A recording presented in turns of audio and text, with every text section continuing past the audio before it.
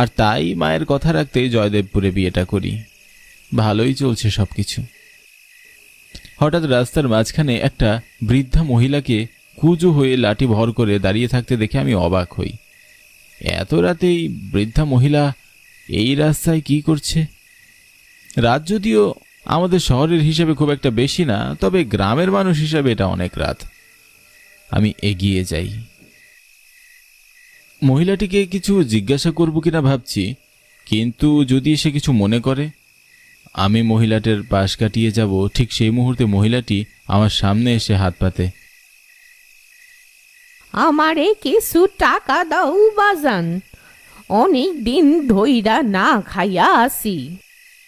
এত রাতে আপনি এই রাস্তায় ভিক্ষা করছেন কেন বুড়িমা? কি করুম, পেটের ক্ষুদাই তো বাসি না, কতদিন খাই না, খিদা